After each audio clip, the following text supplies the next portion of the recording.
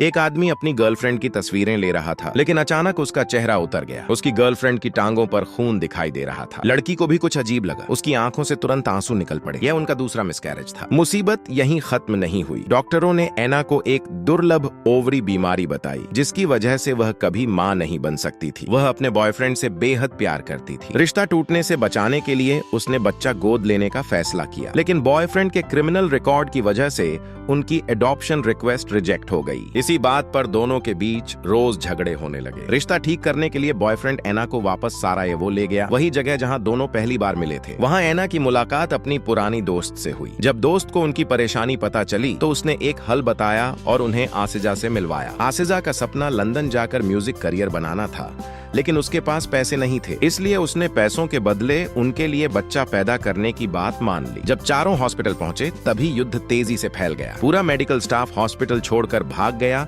और artificial insemination का plan cancel हो गया। तभी आसिजा ने नेचुरल तरीके से बच्चा पैदा करने का सुझाव दिया। एना अंदर से टूट गई। उसे डर था कि उसका बॉयफ्रेंड आसिजा से प्यार करने लगेगा, लेकिन एक पूरा परिवार पाने की चाह उससे भी ज्यादा मजबूत थी। आखिरकार उसने यह समझौता मान लिया। वह टूटे दिल के साथ होटल से बाहर निकल गई, बिना यह जाने कि उस रात तीनों की किस्मत हमेशा के लिए बदलने वाली थी। रात होते ही बॉयफ्रेंड बिल्कुल खाली इंसान की तरह बाहर निकला। एना ने साफ महसूस किया कि वह पूरी तरह बदल चुका था। इसी बीच युद्ध और भयानक हो गया। पूरा सारायेवो आग और हिंसा में डूब गया। सुरक्षा के लिए उन्हें जल्दी से इटली लौटना पड़ा, लेकिन आदमी अब पहले से ज्यादा चुप रहने लगा और एना के लिए उसकी सारी मोहब्बत जैसे खत्म हो गई। सारायेवो के लोगों पर हो रही बेरहमी देखकर उसने अकेले वापस जाने का फैसला कर लिया। जब एना को उसके पिता से यह बात पता चली तो वह भी अपनी जान की परवाह किए बिना उसके पीछे निकल पड़ी। वह अपने प्यार से दूर नहीं रह सकती थी, लेकिन उसे देखकर भी बॉयफ्रेंड के चेहरे पर कोई खुशी नहीं थी। एना के लिए वह अब बिल्कुल अजनबी बन चुका था। सबसे डरावनी बात यह थी कि वह हर वक्त छिपकर कुछ करता रहता था। जिज्ञासा में एना उसका पीछा करने लगी और उसने उसे आसिजा के साथ गुप्त मुलाकात करते देख लिया। आसिजा तब तक प्रेग्नेंट हो चुकी थी। एना का दिल पूरी तरह टूट गया, लेकिन उसने कोई हंगामा नहीं किया। वह अकेले आसिजा से मिलने गई। आसिजा ने कोई सफाई नहीं दी, सिर्फ इतना वादा किया कि बच्चे के जन्म के बाद वह उसे एना को दे देगी। कुछ समय बाद बच्चे का जन्म हुआ। आसिजा ने रोते हुए अपना वादा निभाया। एना ने उसे अपने सारे पैसे दे दिए और सोचा कि अब उसकी जिंदगी फिर से पहले जैसी हो जाएगी। लेकिन वापस लौटते समय एयरपोर्ट पर उसका बॉयफ्रेंड उसे छोड़कर